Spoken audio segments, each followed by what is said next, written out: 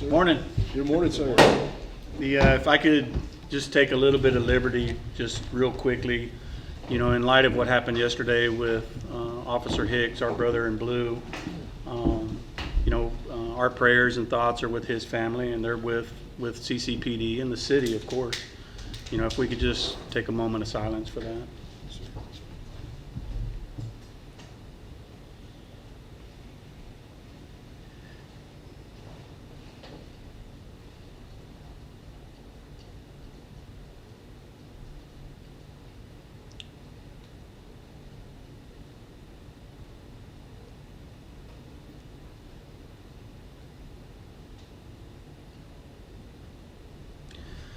I want to thank you for that, Gabe. It's, we're police and fire, we're really tight. Yes, sir. Family and the city and all of us, really. So it's sad that that has to happen in our community. Yes, sir. But I know we got some business to take care of today, and if we just, want to jump into it, let's just get with it. Yes, sir. So coming back from our last meeting, we had a verbal proposal package that I believe we verbally agreed to. That comes with salary increases of 7, 3, 4, 4 across the 4 years, with a 3.25 between each step, and then a 0.5% between ranks in the first year, correcting that scale. We also came back with the half-hour of overtime per day, the on-call compensation with $1 per hour, which we've already TA'd previously, the assignment specialty pay of $150 per month, the driver-operator assignment pay of $60 per month, the volunteer wellness program, which we've previously TA'd, a firefighter 1 stipend of $1,500 for firefighter 1s at steps 4, 5, and 6, which I believe are the 30 month, 84 month, and 120 month steps. Full migration over to the CDHP with a 5% premium increase, and a one-time HSA payment of $2,000 to all participating employee members. And an increase of the health and benefits trust payment from $165,000 to $201,585 per year, and then also the drag up pay proposal we had previously produced. And I have everything in TA form if you want me to hand it out so everybody can get eyes on it. So here's TA on the dog handler pay. You want to handle them one at a time? Sure. Cool with that? Yeah. Today's the 25th. 25th, yes, sir.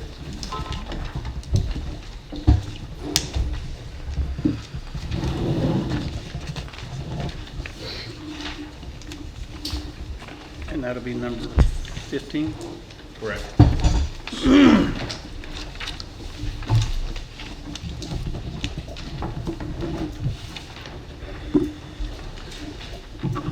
Next up, You want to we'll number? You have want me to number? I'll do it.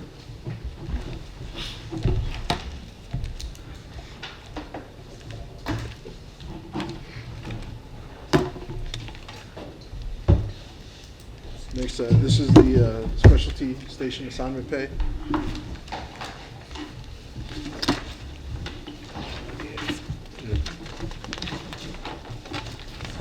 On page 2, it has $150 per month inside there, and then everything else is the training requirements.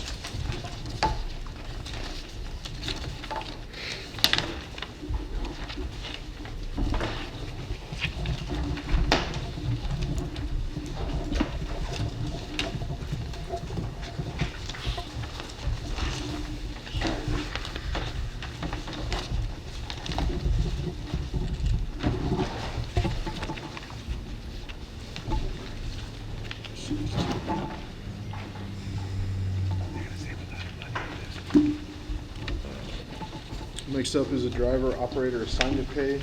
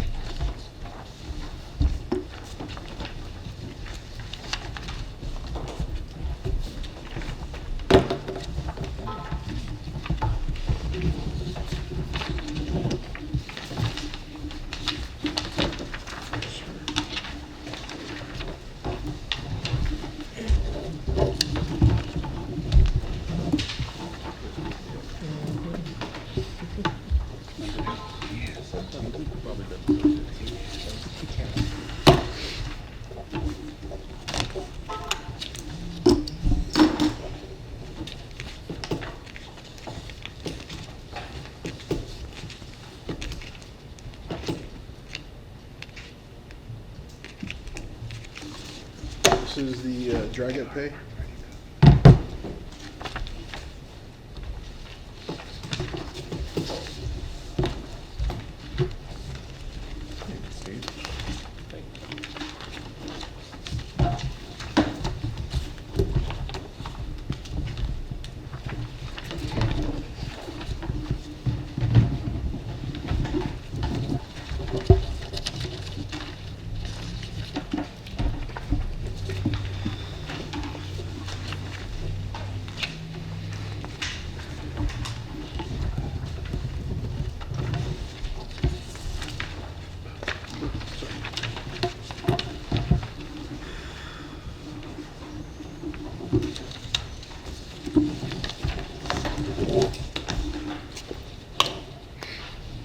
This one is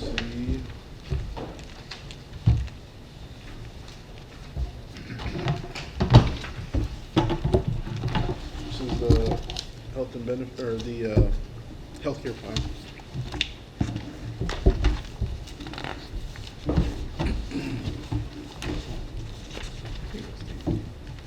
And this one's printed on both sides, just FYI.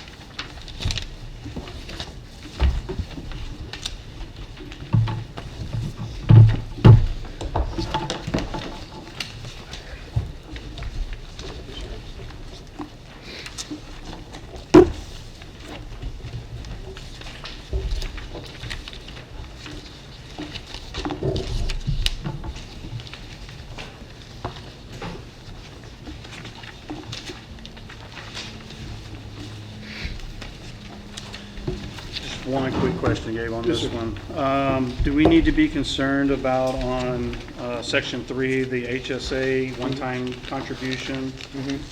It says that those who choose, it's only going to be one choice.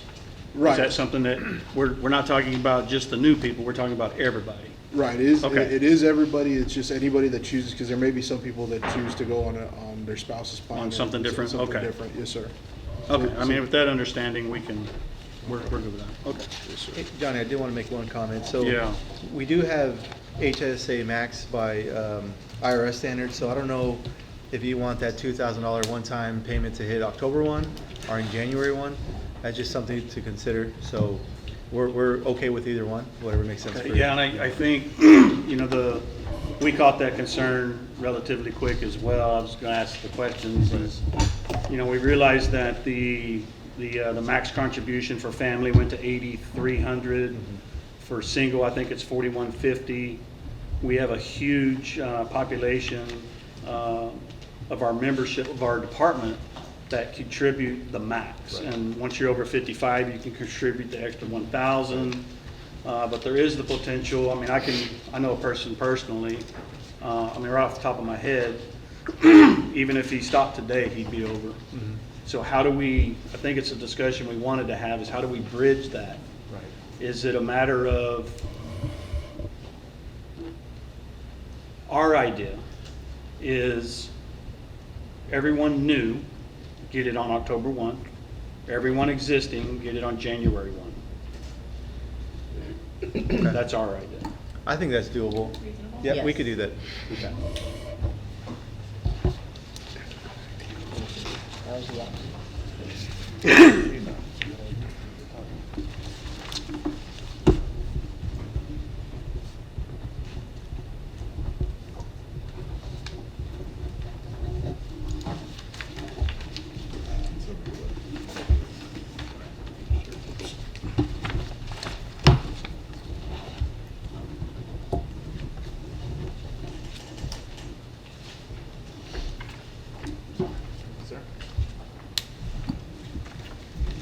Alrighty, and I think the last part of that package we have is the contribution to the Health and Benefits Trust. Okay. That one, it just increases from 165,000 to 201,585. Okay. So I'll go and, let me hand that over to you.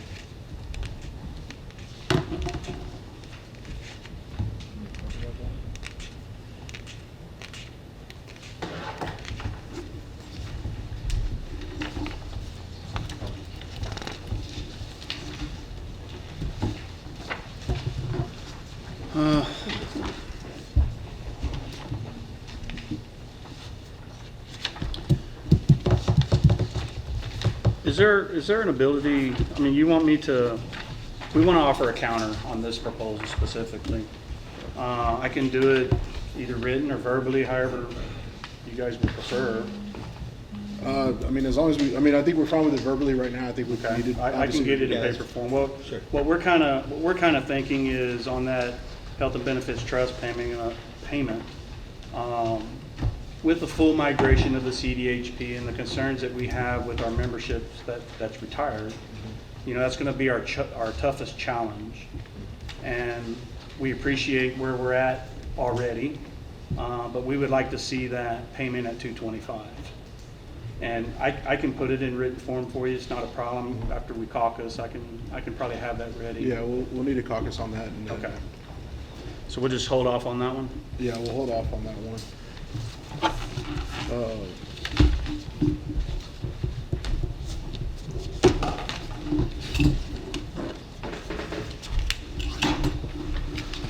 And then there were some non-economic ones that we have been going back and forth on.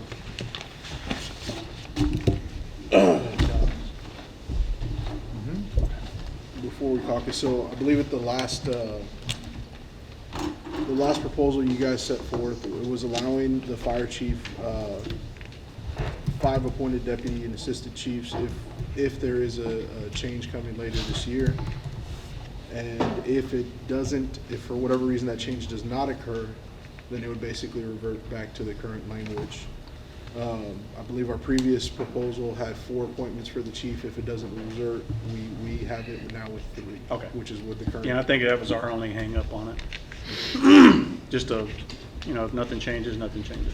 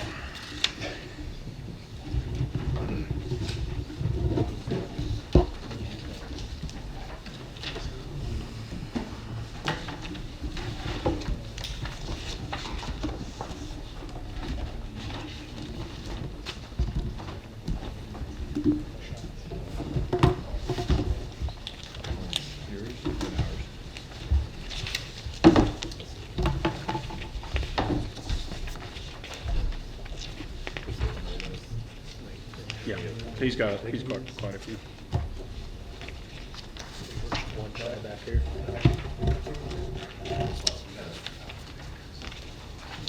Hey, Gabe, we TA'd the on-call, right? We TA'd the It's on-call. TA'd. Yes, sir. Yeah, that was And the TA number 10. Okay, just making sure. Yes, sir. This next one, there's a request from you guys regarding the ambulance rotation requirements. The proposal was from 9 years, or from 8 years, we upped it to 9 years. So it'll be 5 years for services of firefighter 2 EMS, or 9 years with a combination of firefighter 1 and firefighter 2 EMS. Said a little different, but it's actually from 11 to 9, 11 and 9. not 8 to 9. That's correct. Yeah, so, yeah. I don't want to confuse anybody. Yes, sir.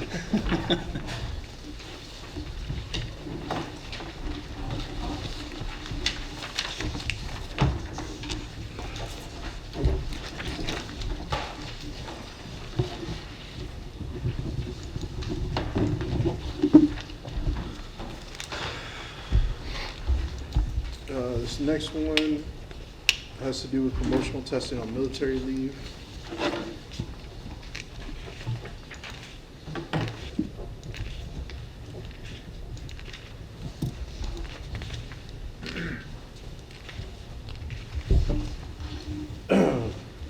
This is the same proposal we put forth, and it includes the added language of the firefighter.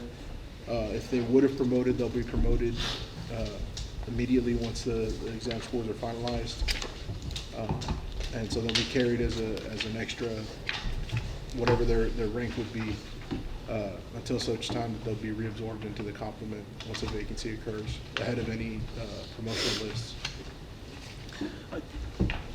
Refresh my memory, in our last meeting, we had one little concern with this, and although it's less than a 1% chance it would ever happen, this is Corpus Christi. It was concerns with the BCs and an assistant chief that would potentially be on military leave. Those tests are given very, very infrequently. The BC test is probably once every 4 or 5 years, and the AC's test is probably once every 6 or 7 or 8 years. I think our last AC test was in 2016. You were the last chief tested. So there's such an infrequency,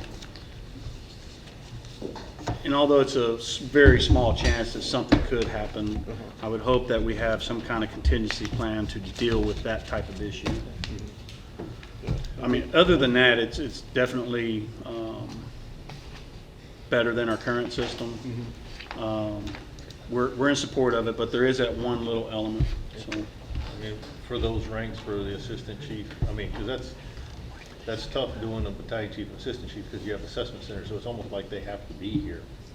So it's hard to sit there and say, you know, exclude those ranks and continue doing as we're doing, but that, it wouldn't work for that way. we're not either, interested in excluding them. Yeah. We just want to, on record, knowing that there is that very minute chance that it could happen in that rank, and what's our plan?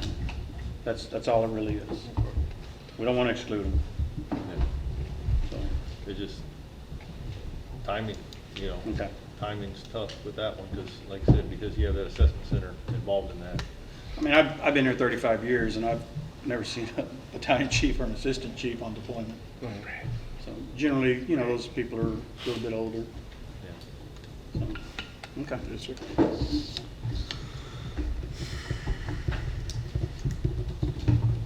Do you have a suggestion? I mean, how we could go? Man, Go about handling honestly, that? Chief, I really don't know. I mean, the way the article's written, you know, we understand that they take the next available test. Our only concern is it's Might gonna be- be a few years. Might be 8 years before they get to do it.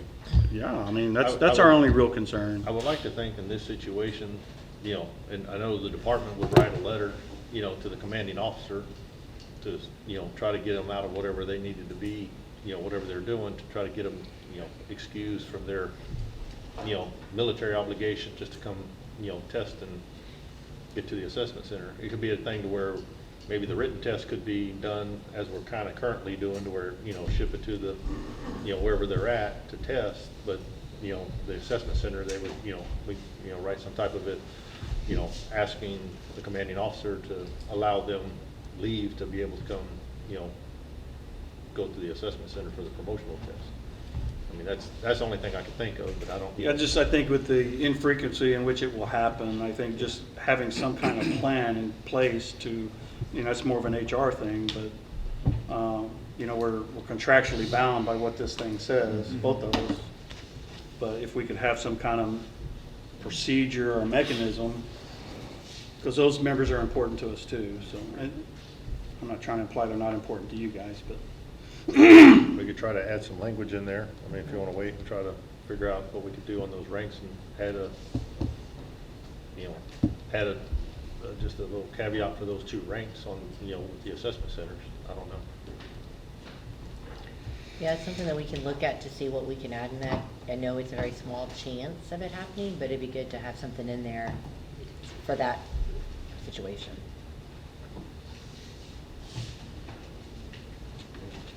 Let's, yeah, I mean, let's see what you can come up with.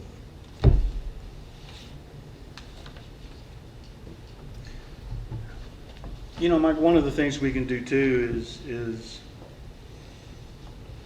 we can agree to the article.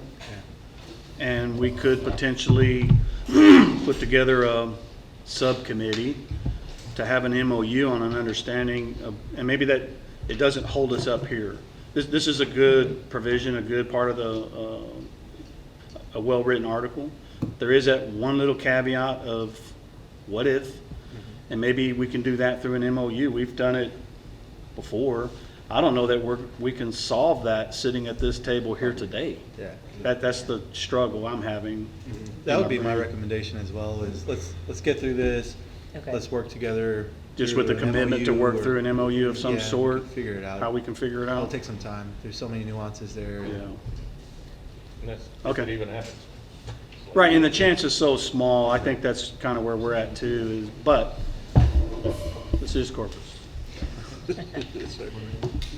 All right, so we're comfortable signing it with the understanding of we'll work through some kind of MOU process in that limited exception. Yes, sir.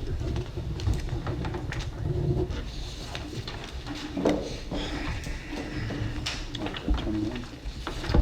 It'd be number 22. 22?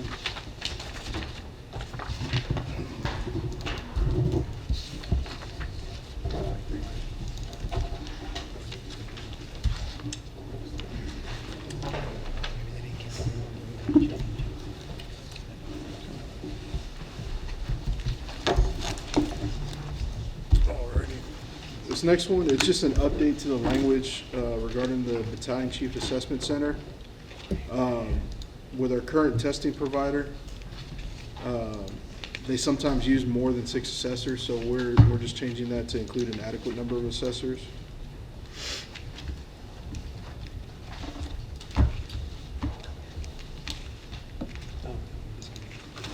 And then also based on the number of assessors, the association president and the fire chief also, that adjusts the number that they're able to strike. I was gonna say, trying to remember what we do now.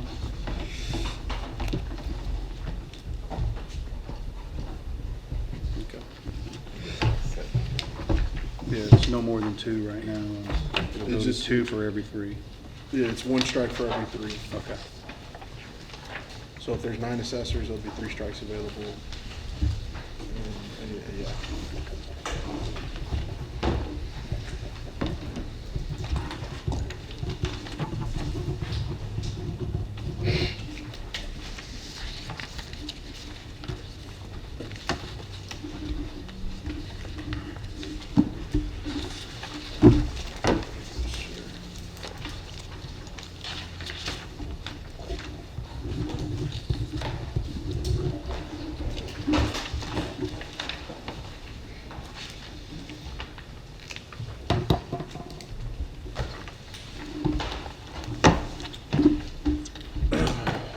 This next revision has to do with the callback policy.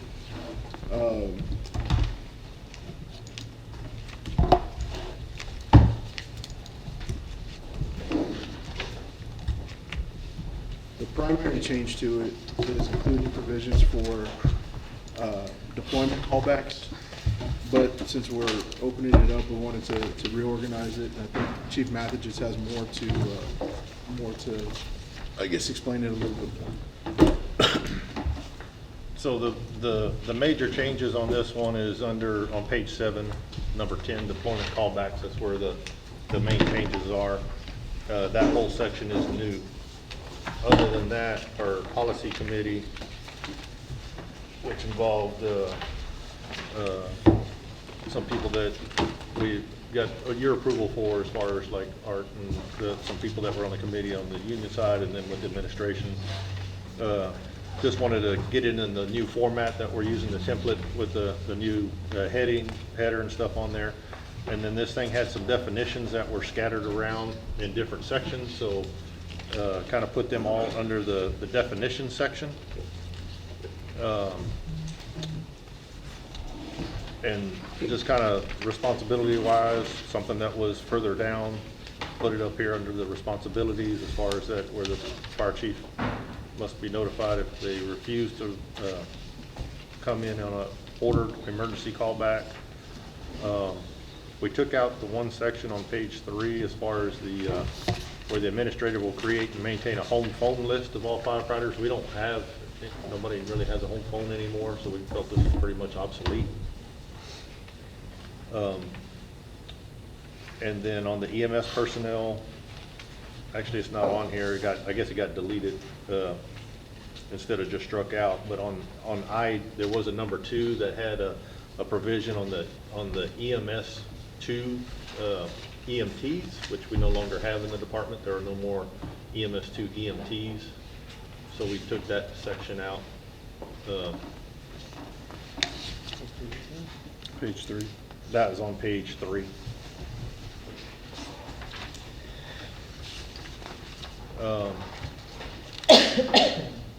We did change, we kept in the section under daily staffing guidelines, number 7G. There's a section in there about the EMS supervisor. We did leave that part in there, kind of added the word language field medical officer. If we do that reorg, you know, that would kind of fit in to where we want to make sure we have a qualified person in that position for callback. So we did leave that in there, at the chance of the reorganization happening, hopefully getting that position. Throughout there's just a few language cleanups, you know, where it all said administrative chief. That used to be battalion 1, battalion 1, battalion 1. So we changed all of that. We did add the definition as you requested what that administrative chief is, but basically it's whoever takes the sick call, and which would probably transfer over to the assistant chief on duty, you know, the shift commander, Right. that, you know, with the reorg. So that's why all those are changed. And then you can see all the strike-throughs on the definitions kind of further down there on the special event stuff, and just kind of reorganized it. Like I said, I know Art was kind of part of this and part of that team on y'all too. So, but some of it's just language cleanup that they did. They even cleaned up some of the language on the deployment stuff that we had put in there, and kind of cleared up those examples a little bit better. So. But there were no changes to the callback policy. It was just some reformatting and putting in a little bit better order as far as where definitions and things like that were located. Other than the fact that deployment section 10, that was the only thing that was added or changed. You know, like I said, and then the stuff we took out in the firefighter 2 EMTs, which we no longer have in the department.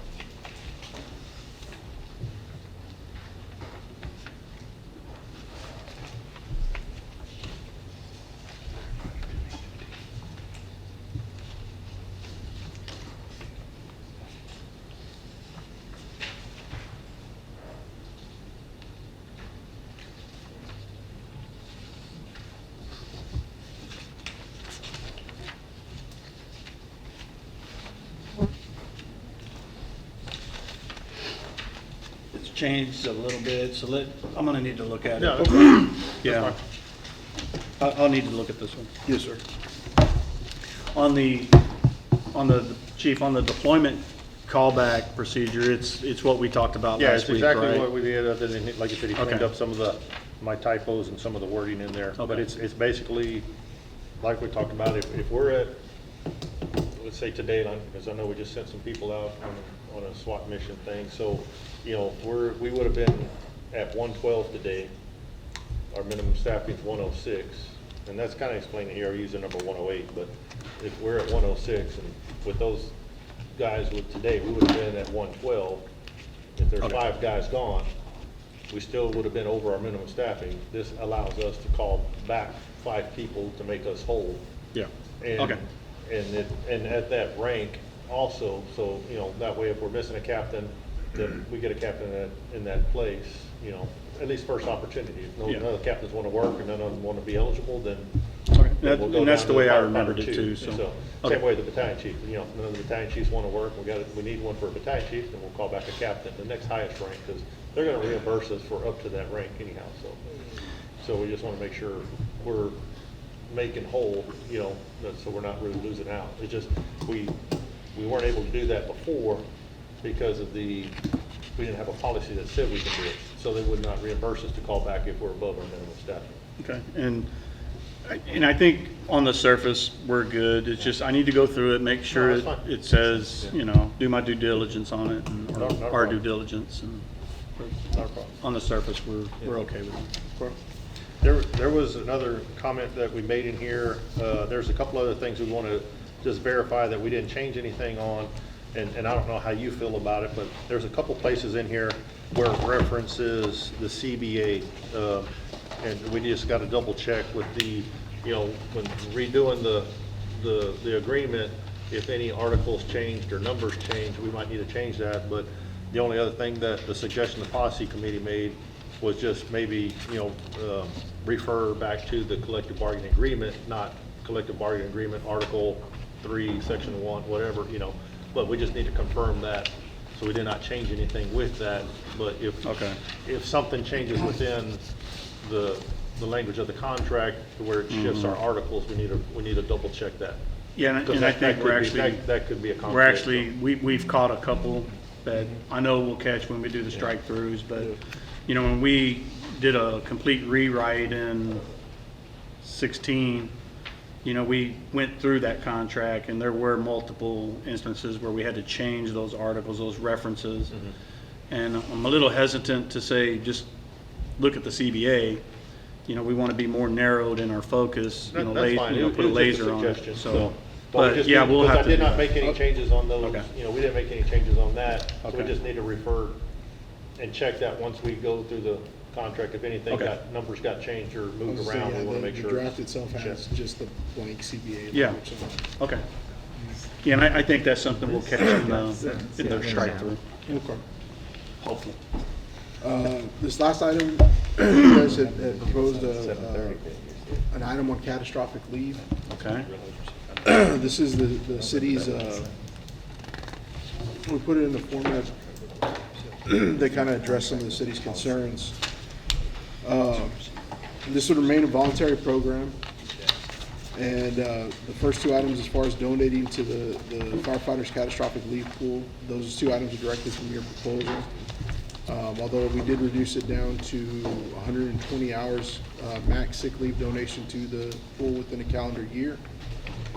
And then the rest of it just places requirements on it that mimic some items from the city's policy. So firefighters with 4 years or less, they can tap into the pool after they've used 168 hours for operational firefighters and 120 hours for non-operational firefighters. If they've used, you know, that amount of sick leave or vacation leave. And in the event those firefighters have exhausted both their sick leave and vacation leave, then they're docked the remaining hours to get to that before they're able to tap into the pool. All other firefighters will be able to tap into the pool after 216 hours for operational firefighters and 160 hours for non-operational firefighters, once they've exhausted all their personal sick leave. And then there's, on item 3, there's a cap for operational firefighters as well as 40-hour firefighters, or non-operational firefighters, 384 hours per year and 280 hours per year from the pool? from the pool. Okay. Now, this can't be used for any sort of, anything that would qualify for injury leave or workman's comp. Those would be ineligible for pool hours. Item 5, we included a provision, I believe it is also, it's the 5th line down. It said firefighters may also use FCLP hours in accordance with Article 16, Section 3 of this contract. That relates to the illness or death of a spouse or children, and it kind of enumerates who those individuals are. Incapacities due to elective procedures are not eligible under the program, but complications that develop as a result of those elective procedures may be considered eligible. Requests should be submitted when the need for assistance is determined. They're not granted on a retroactive basis. For item 7, if it's for the firefighter themselves, the request needs to be accompanied by a statement from a licensed practitioner that gives a diagnosis, prognosis, and anticipated return to work date of the firefighter, or if it's in relation to maybe a family member or spouse or children, some sort of acceptable documentation at the discretion of the fire chief.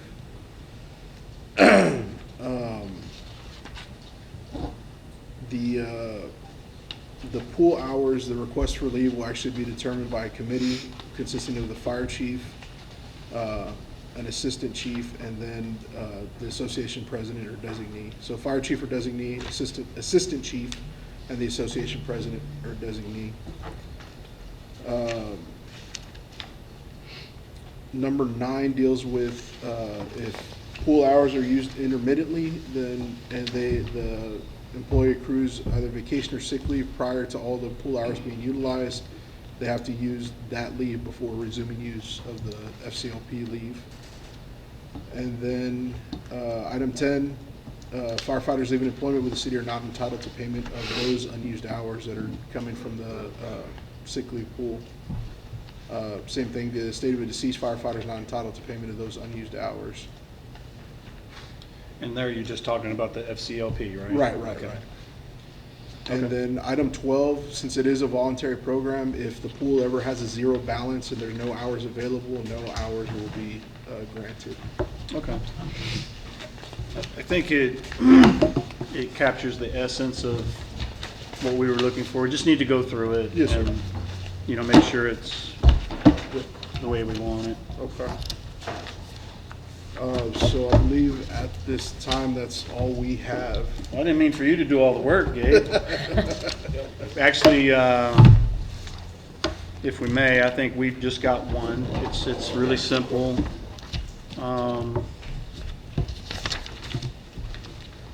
Has to do with Article 16, the sick leave and sick leave pool. In Section 3, we just like to remove the word serious. Okay. We think that it could potentially shackle the chief's hands a little bit in the manner in which people perceive to use their sick leave. This is, you know, talking about a firefighter's immediate family, whether it's, you know, doctor's appointments or, you know, just simple stuff like that. It's not necessarily something that's serious, but it is, you know, in the manner in which sick leave is supposed to be used. And I did take a little bit of liberty in Section 4. I know that I'm pretty confident we've TA'd the sick leave there about the non-operations firefighters 40 consecutive hours. I believe that's a TA. Yeah, that is too. But I would ask you guys to consider in that Section 4, our contract currently says firefighters will be required. And I'd ask you guys to consider changing that word to may. We think it gives the chief a little more latitude, a little more discretion, not tying his hands that he has to do something when it's not necessary. So, anyway, that would be our proposal. Okay, we'll discuss that in caucus. All right, well, I think if that's all you. Yeah, I just had one question on, do we need to, I think the only real issues outstanding is the wages we haven't TA'd the wages, the stipend. We've got these 2 or 3 that we need to look at, just vet real quick. Do you have something prepared on?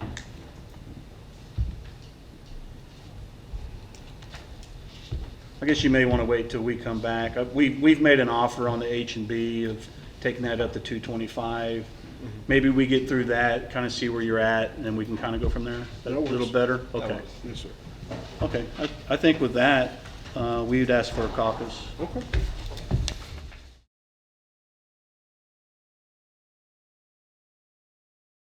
Thank you for the caucus. I think what I want to lead with, Gabe, is, well, let me find it. It's here somewhere. You know, before we went to caucus, we had a request about the Health and Benefits Trust, increasing that number to 225. That'll be reflected in the proposal we're giving. And if you guys are okay with that, we're okay with it. Yeah, we discussed it during caucus, and I think we're okay Okay. with it, so.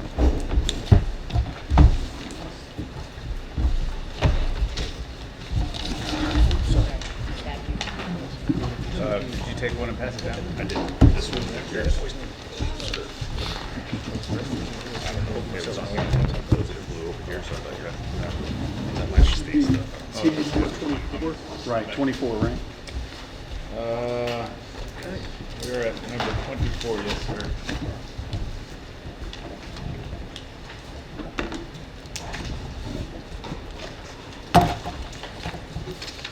And then, I just want to get Chief Massachusetts, if you can help me with this, just want to get a clarification on the callback procedure, the change specifically in the rank for rank.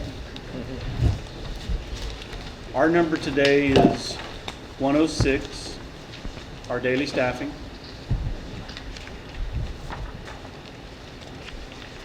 And we're scheduled to have 110 people on shift, but 4 of them get deployed, bringing us back to our daily staffing. The idea is that you will hire back rank for that deployment back to 110. Correct. And that would work in any scenario that we talk about, even if we're below the daily staffing. You're gonna hire back sick leave, vacation, that stuff first, then Well, in addition to the callback, the deployment? kind of the way we're doing it now is Okay. we're just using the regular list. So Right. as I say, there's a captain deployed, and there's a captain that's number 1 or 2 on the list or whatever, and Okay. we're calling back 6 people. We could use that captain As as a one of them. deployment. Okay. You know, typically, that's kind of just the way we're going. It's not necessarily, they don't have to fill that specific captain's role at that station. You know, Okay. if the captain from Station 1 is on a deployment, and we call back a captain and they're working at Station 13 because there's an opening, then that's fine. It's just so we can code it in our, you know, in ESO as Right. to who's the backfill, you know, for that deployment. And that way we know who's, you know, Okay, I think- who's getting reimbursed for that. Yeah, But it doesn't, you know, if there's a captain now, if there's, you know, let's say if we're at 110, you know, or we would be at 110, 4 people are deployed, but maybe another 4 people called in sick, so we're down to 102. If it's, you know, maybe a couple captains that are deployed and the first 4 on the list are firefighter 1s or firefighter 2s, then those will fill, you know, 102, 103, 104, 105, up to that, you know, 106. But once we hit that 106, then we're gonna go Okay. to, you know, let's get the closest captain and, you know, and fill those spots as needed like that. We're comfortable TA in that. And that's how we understood it too. We just wanted clarification. I think there's a little bit of confusion in the one example we give. You know, 108 versus 5, and it was a little bit confusing, but we understand it that way. Okay, yeah, it's just, we're gonna try to use a list as, Okay. you know, to get at least, you know, to the 106 as it is, but if there's a captain in there and they can be used for a deployment, you know, backfill. Okay. And, you know, say out of we're calling back 8 people, and there's 1 captain deployed, and that 1 captain's on that list, and where's in that 8 people we're calling back, they will fulfill that deployment role. We're good with that. Okay.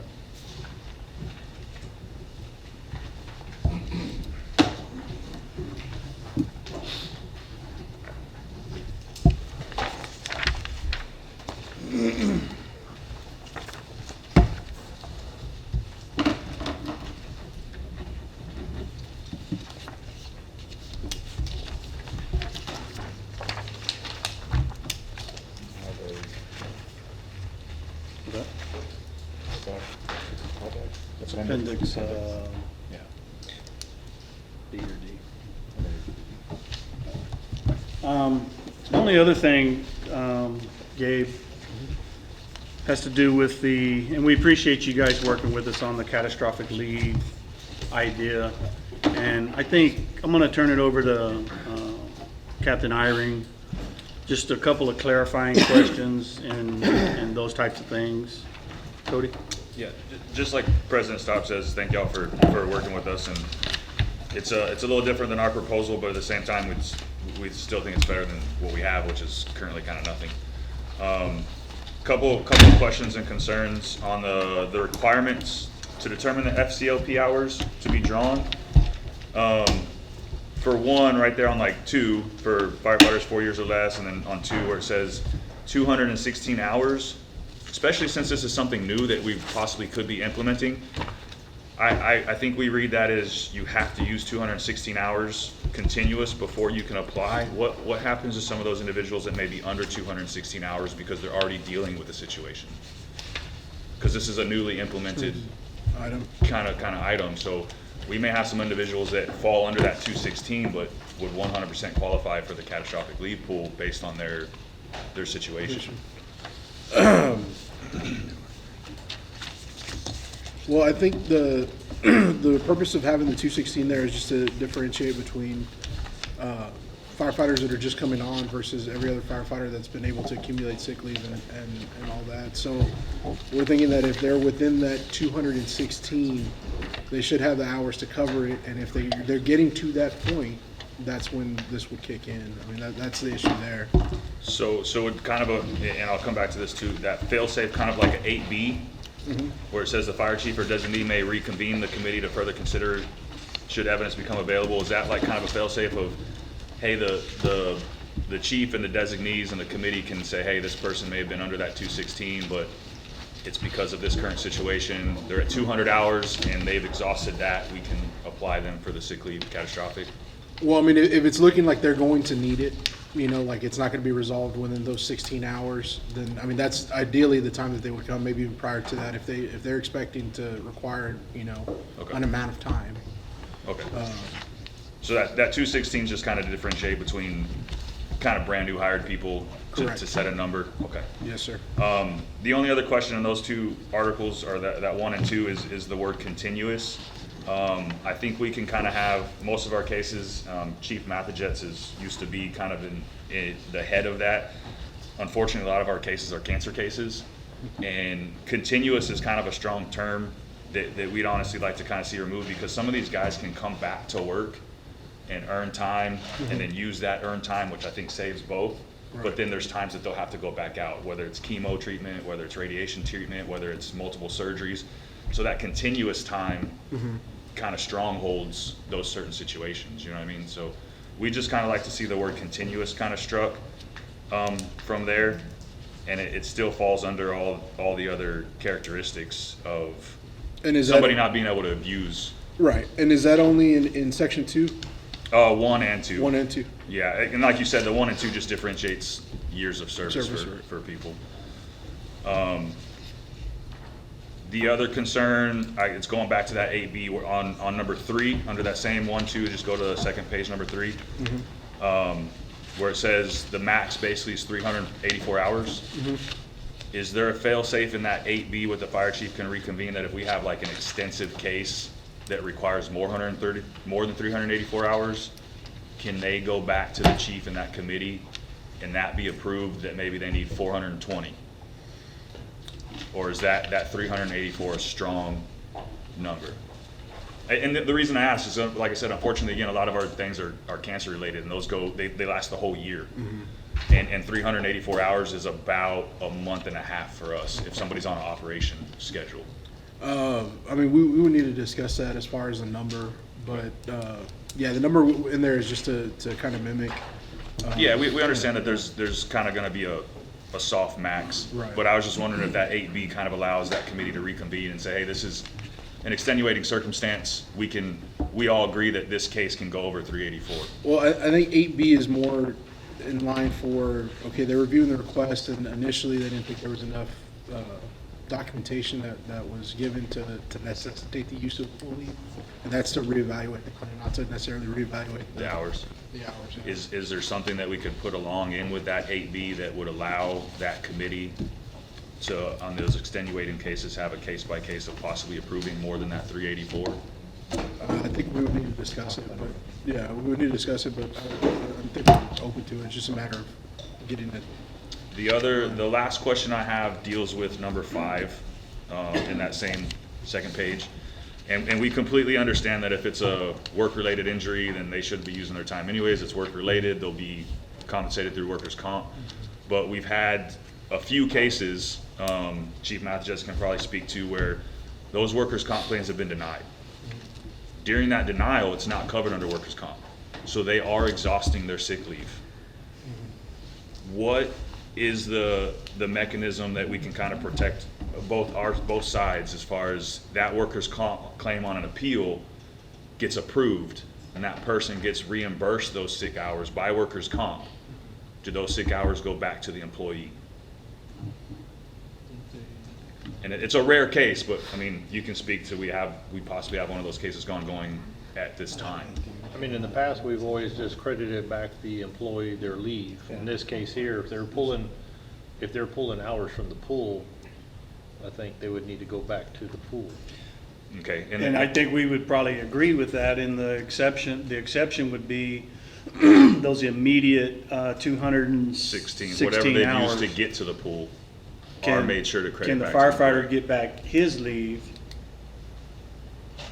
Yeah, they would get their leave, whatever leave Okay. they spent And then whatever the, personally, okay. I think. I think it's just, It's just a clarification, because that's a rare case of Okay. happening, but we have Yeah. a situation like that that's current. Yeah, that That could happened be a with the possibility, previous so we just wanna firefighter. make sure that employee is protected of getting their hours back that they've used. And then if there's remaining or whatever, then that Makes sense. could reimburse the sick. You're talking about as far as from the sick leave pool, it's going back to the pool, not going back to Yeah. the donors. we want him to get back his leave. Yes. Yeah.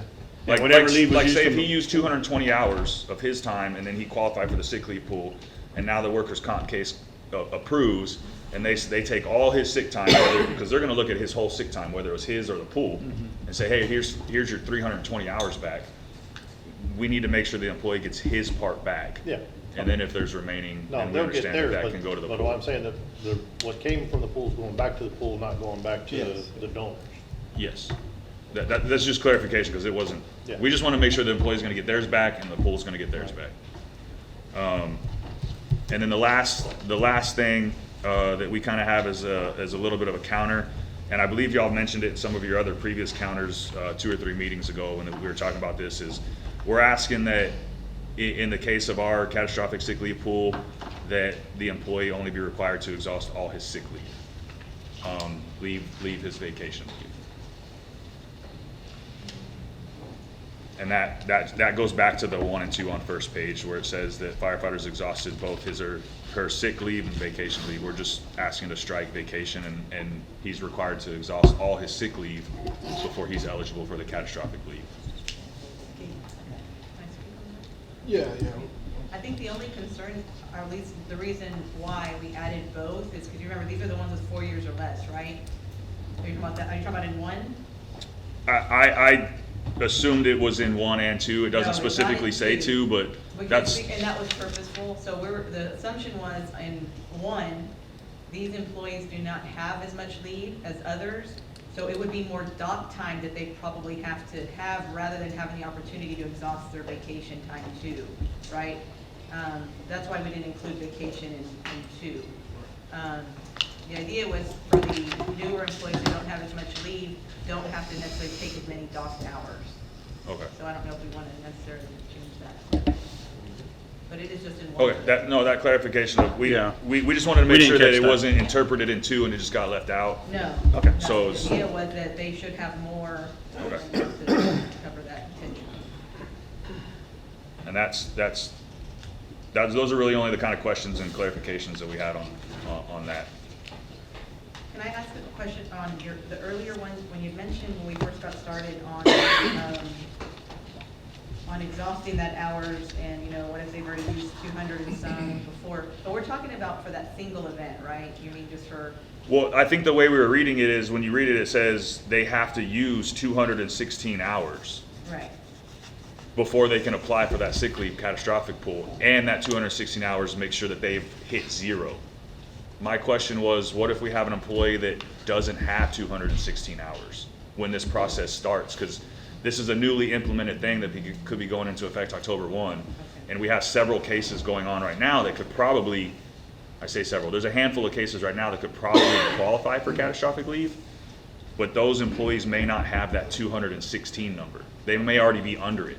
Okay, for something just in total, separate, just in whatever's going on, not related to whatever catastrophic event that you're. Either or. Okay. But in y'all's thing, y'all said nothing will be retroactive, so whatever they're at on October 1st, we're reading that if an employee has 200 hours of sick leave, and then they're gonna go exhaust that with their catastrophic and hit 0 and then apply, they didn't use 216, they only used 200. Okay. Would those people still qualify, because this is such a newly implemented thing? We want to make sure that doesn't restrict somebody that's under just because it's a first year thing, it's a first year plan.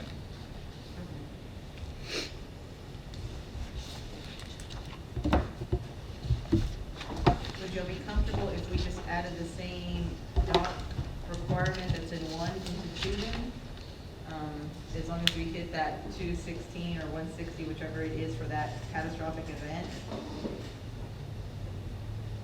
Just so they're You able- talking about the 168? I'm talking about, yeah, like, so at the end of one, it's like, look, you have two, and if you don't have enough hours between those two, you get docked for the remaining hours, right? So you have exhausted, 168 hours, let's say. In two, we did not include that. I think the presumption was banks are probably higher than that, but you're right, that could happen. So your don't example is account for if, say they have 180 hours current, they would be docked for 36 hours, that. Yes. docked pay? Dock pay, unless they want to use it. I mean, we could have the option unless, not a required, but an option unless you want to supplement with vacation leave, for the remaining. Yeah, I mean, I think that would have to be discussed. Yeah, that's fine. Yeah. I'm just trying to get Yeah. ahead, that way we don't just bring that back in a little bit and then we'll have to discuss it then. Jump ahead of it. I think one of our concerns is we have a current case, and I don't know their leave balances, I have no clue. But that case has been denied, and we fully anticipate to win that on appeal. But come October 1, it is possible that that individual would be below 216 hours on a verified catastrophic event. And I think that's kind of what we're trying to solve, I guess is the word. Well, if it's, in that case, though, if it is appeal and we win it, Yeah, but it may If it- potentially be after October. So And that's when falls, if we appeal and you win it, that's what falls under the conversation we had Right. in 5. Okay. yeah, we'll get all that back. Yeah. I see what you're saying, if it didn't, until It he doesn't goes to happen appeal, until another year from now. until he goes to. Or if he gets denied again, then he's currently under that restrictive hours when this goes into effect. So then, yeah, I think to Lilia's point, I think adding that section, that provision, including the sick leave or vacation leave up to the 216 hours, and then anything after that being docked before they're able to tap into that. And if this is like an illness that's obviously ongoing, it's something that you're able to, forecast ahead and say, okay, he's probably gonna need to tap into this, so we need to start applying and get the paperwork ahead of time before those hours are exhausted. And that was the purpose of the retroactive thing. We don't want somebody to, I'm out of sick leave, okay, now I'm gonna. No, I understand that. We're just, I think it's just the clarification of y'all are requiring somebody to use 216 hours before they can apply for the catastrophic leave pool. Right, and I mean, I think it's one of those things that we can look and anticipate that, hey, we're getting close to that number, so we need to start the process now. Versus they've already exhausted the 216, now they're applying for it. Yeah, I totally get that. My question is if they don't have the 216, then they're, technically the way this is written, they wouldn't qualify for the sick leave catastrophic pool. Because they've already been ongoing, because again, this is a newly implemented thing. Well, technically, they would, Lilia, right? But if they took dock pay, If they took dock pay. if they some took of the dock pay, hours technically, get to that would count towards the 216. 216. So maybe, we're a little hesitant on the addition in number 2 of adding the vacation. But if we had the understanding that that person had 180 and they took 36 hours of dock pay, then they would be eligible for the sick leave catastrophic pool. We probably okay with that. I need to talk to my team, but just so we're trying to wrap our brain around it, Yeah, like I said, because it is something new.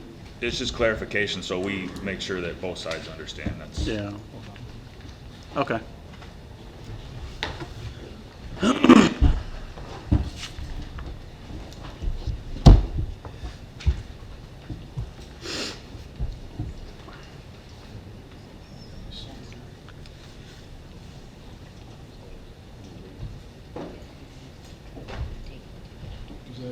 Yeah, that's all we had. I think we were waiting on a few things from you.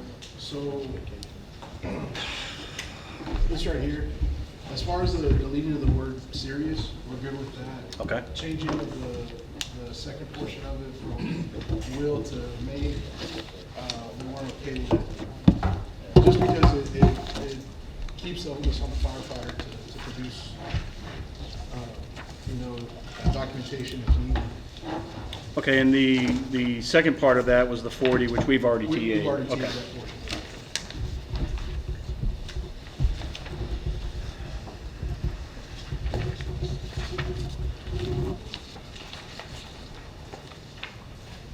This has a will in that, what was the change on this? No, we,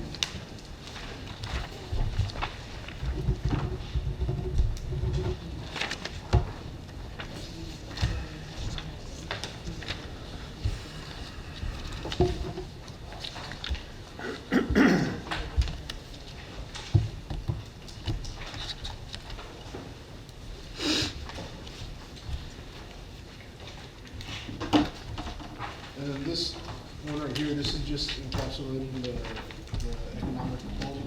okay.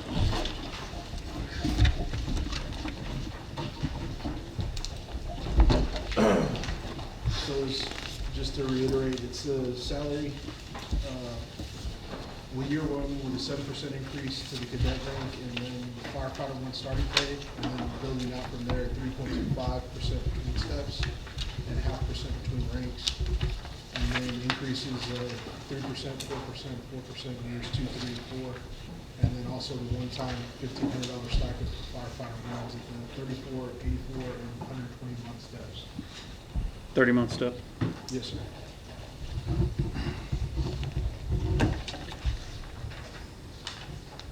Oh.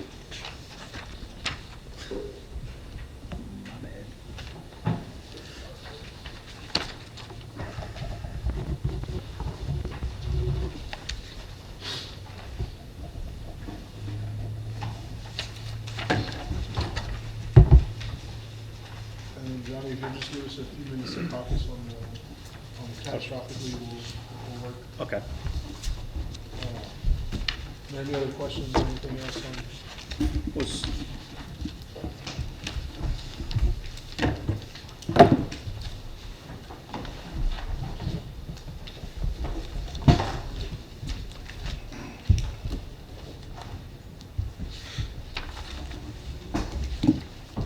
on the, I'm gonna kind of back up just 1 second on the, the insurance and the one-time stipend. You know, we do see a challenge there with the one-time stipend with people who are doing that max contribution. Do we need to reword that TA to where all the new participants are, they'll get it October 1 and everybody else January 1? Yeah, we could put a separate TA on that, just particular section. Okay. We're good either way.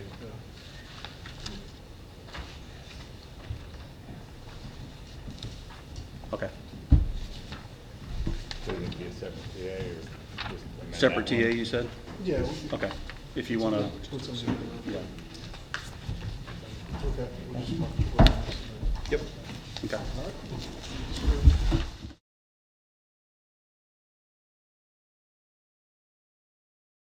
Johnny, thank you for giving us some time to talk this. We did put together a TA on the HSA portion of it, just to work out the language. You guys want to do this to you? And it just breaks it out into those two things. There is one caveat that we want to include in there, just because there might be some firefighters that aren't eligible for the $2,000.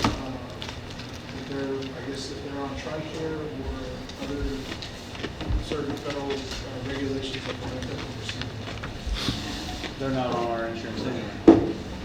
I think there are some people that. You could be on both. It's subject to IRS regulation whether or not you're eligible to receive an HSA fund. If you're on someone else's plan, or you can be claiming.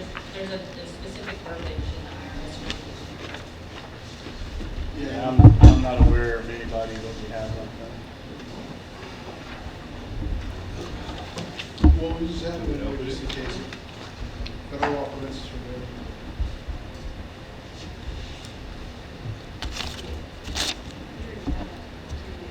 Yeah, it's already included in it. It's already in there. Yeah, it's not new language. It's already in there. The yearly, it's just a contribution.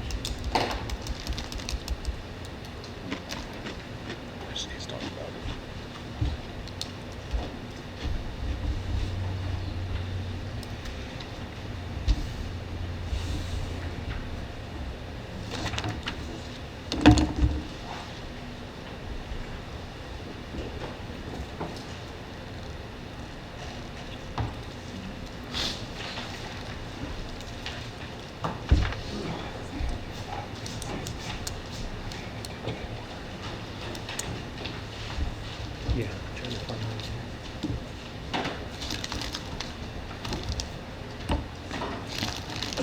And then we, Real quick, Dave, before you go,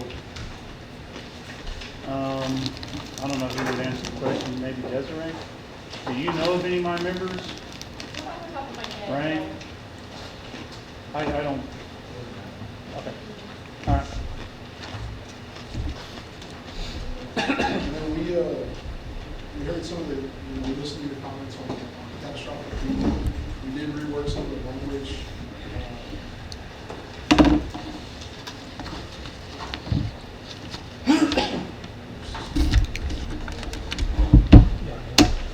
It's right here.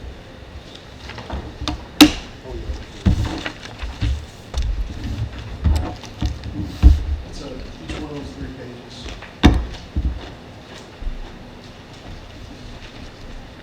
You keep it. Hand me the bond.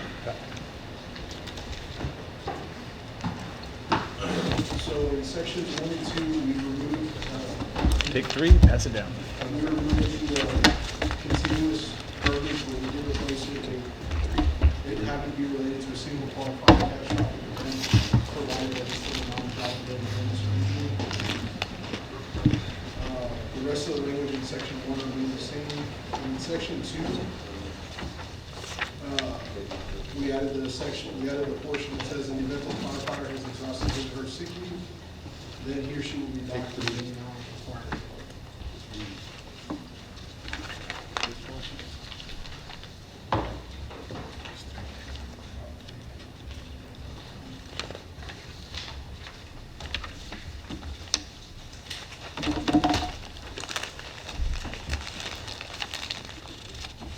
And then as far as the capital hours, we do keep that at 384, 280.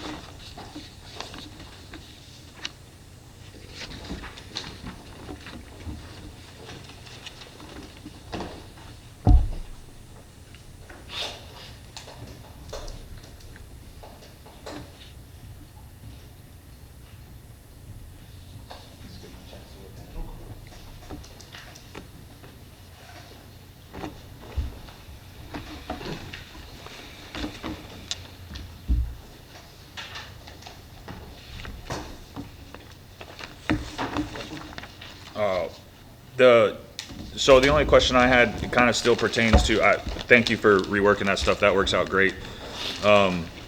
Is still on that 168 and 216, like, we spoke to a specific incident we're having going on, and we've had these instances the past couple years with different firefighters, different situations. Like right now, we have a firefighter that has under the 216, considerably under the 216, because he's been dealing with this event for the past 2 years, and it's going to continuously be ongoing. So is there anything that we can do to kind of change the verbiage to read that kind of similar to what y'all have in the cities leave pool as far as once they've accrued 216 hours and then exhaust their sick leave, they're eligible to be applicable for the catastrophic sick leave pool? And not necessarily use 216 hours, because we're gonna have those cases where those guys or gals don't have 216 hours. And if you're talking about somebody that has 80 or 100 sick leave hours currently, and October 1st happens, you're asking to be docked pay of 136 hours.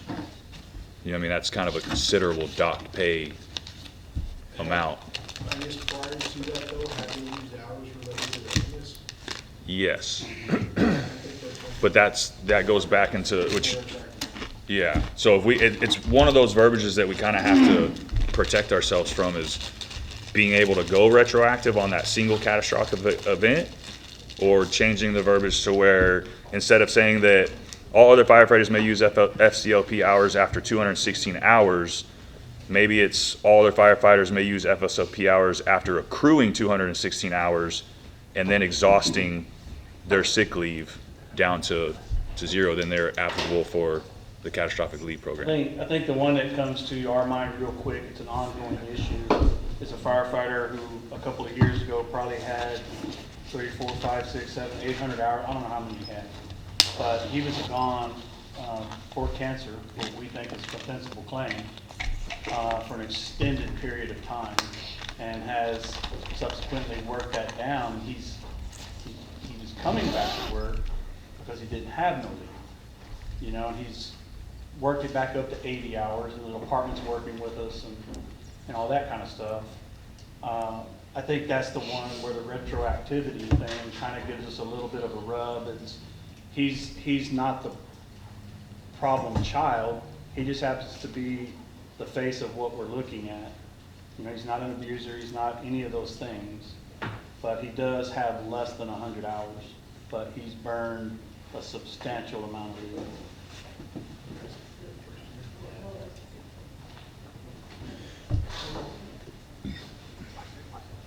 Yes, I think the thought is then, why don't we, instead of just changing the whole thing, because then if we try to align with that, we're gonna have to move a few other things around. Why don't we allow for, since this is a brand new part of the agreement, allow for that retroactivity review by the committee for anything that occurred, you know, we can put a 24-month period prior to this time of this agreement, then the committee can review that, say, oh yeah, that would have qualified. But then moving forward, we have what's remaining here, you know? I think something like that would work. I don't want to get hung up on a certain, like this situation, and just to clarify, right, 24-month, that covers 2 years, of course, because that's what we just said. So y'all are talking about using his prior 24 months of sick leave use for this event to be counted towards that 216. Okay. I think we would be good with that. That way we know too, at the time of it should cease, right, at some point, and then you just follow the rest of the. The only other question was, I understood you said you kept the cap at 384 and 280, and I don't think we have an issue with that. Other than maybe one of those extenuating circumstances, is there any kind of committee reconvene that could possibly, at a one-time, approve over that 384 for a single case, or? I mean, I think just generally speaking, it's just kept as a hard cap, just for the calendar year. Okay. It's not a lifetime thing, it's a calendar. Okay. If we could have it reworked with the retroactivity, whatever you gotta do on that end, see it, you know. We're right there. Okay. We can rework it, and can we just email it to y'all? Put it Yeah. here, and that way, another 25 copies. We can do that, and just print We'll put 2 two, first, and yeah. if we agree, we sign them, and that way that's done. I'll give you this is my personal email, I don't have my business email on here.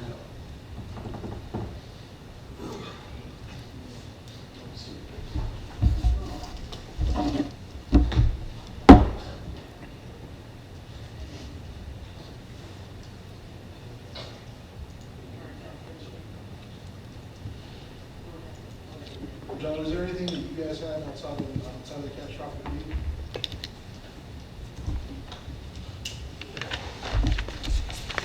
I don't think so. I mean, I need to talk to my team, but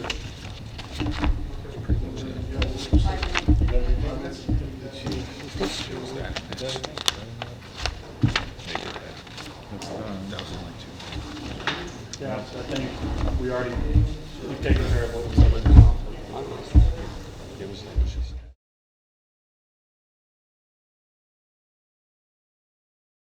All right, Johnny, thank you for giving us some time to caucus on that. I think we were able to make some modifications to the language to address some of your concerns, so I'm going to copy that right here. So we go down to, I believe it's section 6. It talks about the retroactivity, so. Basically, if there is a situation such as the one you described that's been ongoing and it's occurred within the last 2 years, they would still be eligible to tap into this pay so long as it is an ongoing event. I think that covers our concern. And just, yeah, I mean, if there was something that happened within the last 2 years but is no longer ongoing, then would it be eligible? Yeah, and we understand that.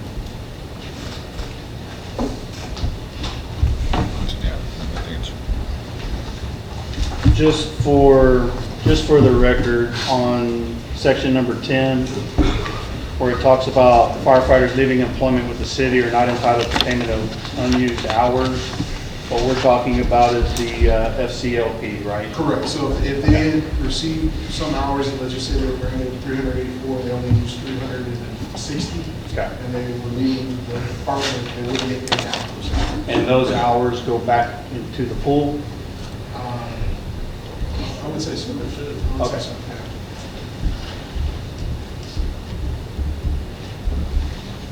Okay, we're good.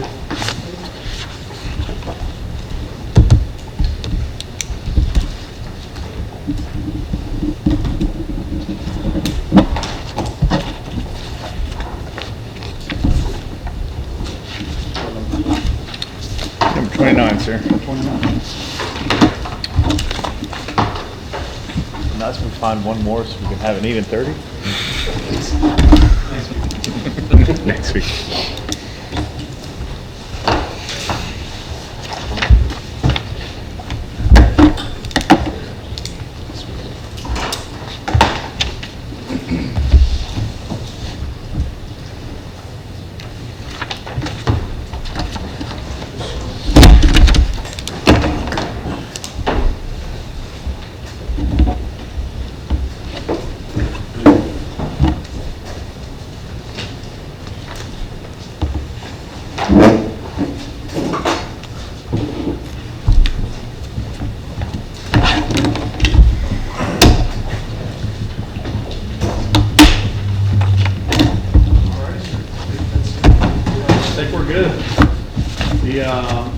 I know the firefighters, the association appreciate you guys' patience and diligence in working through this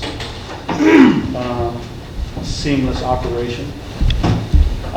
Going forward, how long are you thinking? I think in the past we've worked, kind of you worked a strike through, we worked a strike through, kind of mesh those two together, but sometimes it created confusion and I hate to put it all on you, but if you could work on the strike through, how long do you think that takes? And we're trying to work out our timing on our side of, we not only have to have the strike through, we've got to review the strike through,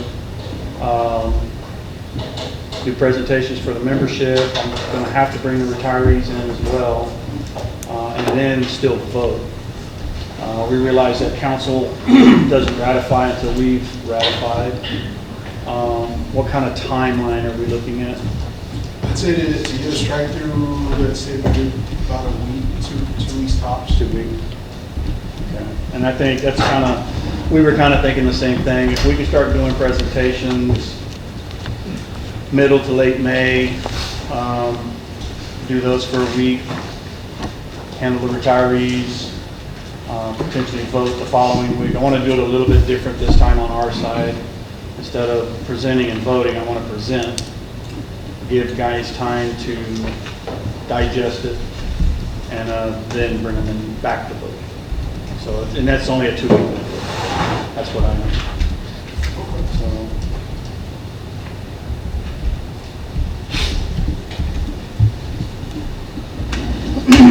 So maybe. Okay.